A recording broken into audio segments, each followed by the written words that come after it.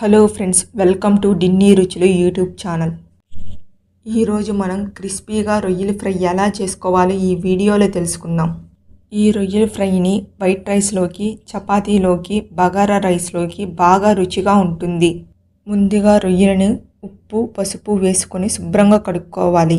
రొయ్యలను శుభ్రంగా కడుక్కోవాలి, లేకుంటే నీసు వాసన వస్తుంది, అంత రుచిగా ఉండవు. రొయ్యలను ఒక గిన్నెలోకి వేసుకొని రుచికి సరిపడినంత సాల్ట్, ఒక స్పూన్ పసుపు, ఒక స్పూన్ కారం, స్పూన్తో బాగా కలుపుకోవాలి. ఉప్పు, పసుపు, కారం రొయ్యలకి పట్టేలా కలుపుకోవాలి. స్టవ్ ఆన్ చేసుకొని ప్యాన్ పెట్టుకొని 2 గంటలు నూనె వేసుకొని వేడైనాక మనం ముందుగా కలుపుకున్న రొయ్యలని వేసుకొని లో ఫ్లేమ్ మీద ఫ్రై చేసుకోవాలి. 1 గంటి నిండా నూనె వేసుకొని వేడైనాక ఒక మీడియం సైజు ఎర్రగడ్డ వేసుకొని దోరగా వేగనివ్వాలి.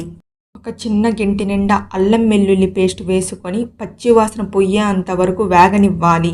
1 స్పూన్ ధనియాల పొడి, 1 స్పూన్ గరం మసాలా, 1 స్పూన్ కారం వేసుకొని ముందుగా మనం ఫ్రై చేసుకున్న రొయ్యల్ని వేసుకొని రొయ్యలను ఎక్కువసేపు ఉడికించకూడదు, ఎందుకంటే గట్టిగా అయిపోతాయి. తర్వాత 2 పచ్చిమిరపకాయలు కట్ చేసుకొని వేసుకోవాలి.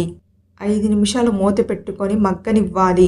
కొంచెం కొత్తిమీర, కొంచెం కరివేపాకు వేసుకొని 2 నిమిషాలు లో ఫ్లేమ్ మీద మగ్గనివ్వాలి. అంతే ఫ్రెండ్స్, ఎంతో రుచికరమైన క్రిస్పీ రొయ్యల ఫ్రై రెడీ.